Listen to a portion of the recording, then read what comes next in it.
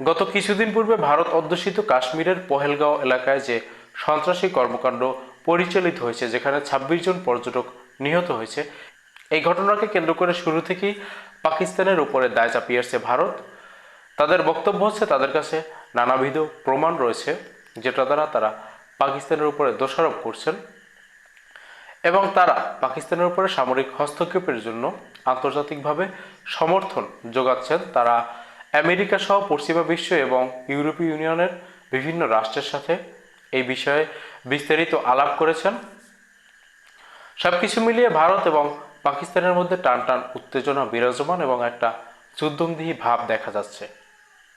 এই ঘটনার পরেই ভারতের প্রধানমন্ত্রী নরেন্দ্র মোদীর নেতৃত্বাধীন নিরাপত্তা বিষয়ক মন্ত্রিসভার সর্বোচ্চ যে কমিটি, যেটার মাধ্যমে নিরাপত্তা বিষয়ক নীতি নির্ধারণী সিদ্ধান্ত আসে, সেখানে বৈঠক করেছেন। এক সপ্তাহের মধ্যে আরও একটা বৈঠক আগামীকালকে ৩০শে এপ্রিল অনুষ্ঠিত হবে। এই ধারাবাহিক বৈঠকের মধ্য দিয়ে একটা বিষয় আজ করা যাচ্ছে যে ভারত সামরিক হস্তক্ষেপ করতে যাচ্ছে। আজ ২৯শে এপ্রিল ভারতের প্রধানমন্ত্রী নরেন্দ্র মোদী তার নিজ বাসভবনে উচ্চ পর্যায়ের একটা বৈঠক করেছেন, যেখানে ভারতের প্রতিরক্ষা মন্ত্রী রাজনাথ সিং, ভারতের নিরাপত্তা উপদেষ্টা অজিত দোভাল, নিরাপত্তা বিষয়ক প্রধান অনিল চৌহান এবং তিন বাহিনীর প্রধানরা উপস্থিত ছিলেন। সেখানে ভারতের প্রধানমন্ত্রী নরেন্দ্র মোদী ভারতীয় সেনাবাহিনীর প্রতি তার আস্থার কথা জানিয়েছেন। সেই সাথে তিনি ভারতীয় সেনাবাহিনীকে এই পহেলগাঁওয়ের হামলার ঘটনাকে কেন্দ্র করে সামরিক জবাবের ক্ষেত্রে কোথায় টার্গেট নির্ধারণ করতে হবে, কোন সময় টার্গেটে আঘাত হানতে হবে, সেই স্বাধীনতা দিয়ে দিয়েছেন।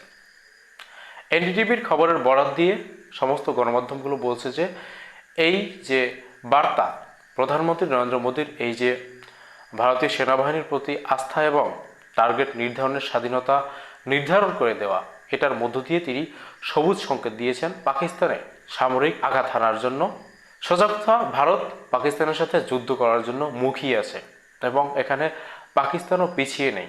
কিছুদিন পূর্বে তাদের রেলমন্ত্রী মন্তব্য করেছিলেন যে তাদের ১৩০টি পারমাণবিক অস্ত্র ভারতের দিকে তাক করা রয়েছে।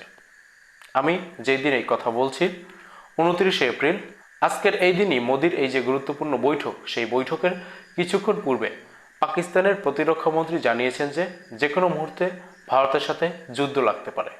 অর্থাৎ এই যে কাশ্মীরের ঘটনাকে কেন্দ্র করে ভারত পাকিস্তানের দিকে আঙুল তুলে দিচ্ছে, তীর ছুঁড়ে দিচ্ছে, সেই তীরের জবাব পাকিস্তানও যে দেবে সেটাও এখন নিশ্চিত। অর্থাৎ ভারত এবং পাকিস্তান দুই দেশই এই যুদ্ধের ক্ষেত্রে আগ্রহ প্রকাশ করছে।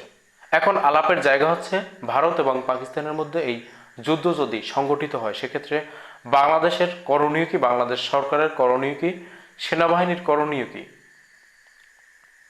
একটা বিষয় যোগ করে রাখি, যে বিষয়টা হচ্ছে পহেলগাঁওয়ের এই ঘটনার পরে ভারতের মধ্য থেকেই আলাপ এসেছে যে নরেন্দ্র মোদীর সরকার এই কর্মকাণ্ড সংঘটিত করে থাকতে পারে এবং এটাকে একেবারে উড়িয়ে দেওয়া যায় না। নরেন্দ্র মোদী এই তার যে হিন্দুত্ববাদী রাজনীতি, সেই রাজনীতির প্রসার ক্রমাগত ঘটিয়ে যাচ্ছেন। নরেন্দ্র মোদীকে ভারতে এখনও পুরোপুরি হিন্দুত্ববাদী হিসেবে ধরা হয় না, যার কারণে তার বিকল্প হিসেবে যোগী আদিত্যনাথের নাম আসছে। পুরোপুরি হিন্দুত্ববাদী হতে উগ্র হিন্দুত্ববাদকে উস্কে দিয়ে মোদীর আরও কিছুদিন রাজনীতি করতে হবে। সেটা ইসলাম বিদ্বেষী, মুসলিম বিদ্বেষী এবং পাকিস্তান বিদ্বেষী রাজনীতি। মোদী সেটা করতে পারেন।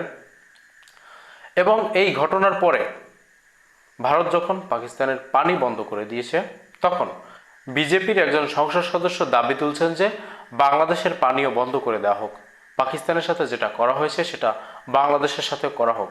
অর্থাৎ এই যে মুসলিম বিদ্বেষী, ইসলাম বিদ্বেষী, উগ্র হিন্দুত্ববাদী রাজনীতি, সেই রাজনীতিটা এখানে দৃশ্যমান হয়েছে বিজেপির সেই সংসদ সদস্যের মন্তব্যের মধ্য দিয়ে। এখন যদি পাকিস্তান এবং ভারতের মধ্যে যুদ্ধ লাগে, সেক্ষেত্রে বাংলাদেশে এর প্রভাব পড়তে পারে। ভারত তাদের এই উস্কানিকে আরও কয়েকগুণ বাড়িয়ে দেওয়ার জন্য বাংলাদেশেও হামলা চালাতে পারে। এটা অস্বাভাবিক কিছু না। এক্ষেত্রে বাংলাদেশের সেনাবাহিনীর সর্বোচ্চ সতর্কতা অবলম্বন করতে হবে এবং গোয়েন্দা যে বিভাগগুলো রয়েছে, সেই বিভাগগুলোর সর্বোচ্চ সতর্কতা অবলম্বন করতে হবে। সব দিক থেকে তাদের তথ্য সংগ্রহ করতে হবে এবং সেই অনুযায়ী বাংলাদেশ সরকার নীতিগতভাবে অবস্থান নেবে।